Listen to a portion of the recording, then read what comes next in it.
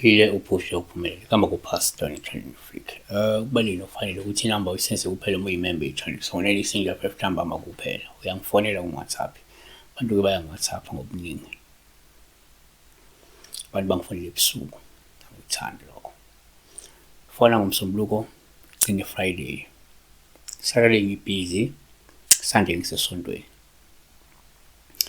Zothanda uthabisa uthi nje iphupho imbuzi ezahlukene zigcwele ebuhlanti akabingelela akacele ngaza kwethu ngikuthola kunzima uku-understanda ingqondo yomuntu ofuna ukusizakala ukuthi ehlule ukubingelela nokucela yabo. She was dreaming of goats, different colors. They were in the crowd, inside the crowd, I guess, ubuhlanti sisibaya yabo. Number 1, ngokujwayelekile kuma uphupha iy'mbuzi kuwuphawu oluhluma zisesibayeni.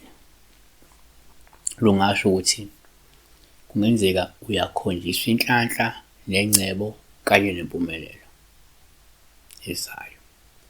2, kwesinye isikhathi uma uphupha iy'mbuzi kuwuphawu oluhluma zisesibayeni. Lungabe lusho ukuthi kungenzeka umsamo wakho muhle futhi izidalwa zingaphakathi kwekhaya noma-ke zingenile izidalwa ekhaya mangukuthi kade lisandla kuzingenisa ekhaya.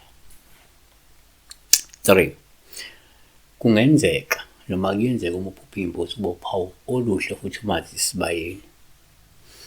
Olungabe lusho ukuthi kungenzeka uyakhonjiswa ukuthi izidalwa zakho zifuna ukuthi ufuye izimbuzi ngokuba-ke kungenzeka lezi zidalwa zazifuyile esikhathini esendlule so sezifuna ukubuyisa-ke le ngcebo yemfuyo yezimbuzi ukuthi uphinde uyisingathe wena ngoba abanye abantu uthola ukuthi la khaya kwakufuyiwe ayisekho imfuyo manje kodwa manje bakupha lamandla ukuthi wena ubuye ube ngumfuyi walezi y'mbuzi yabona.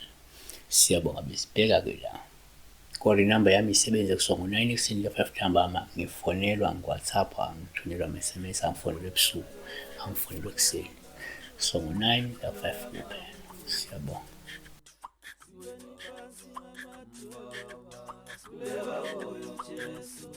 Siweni phansi ngamadolo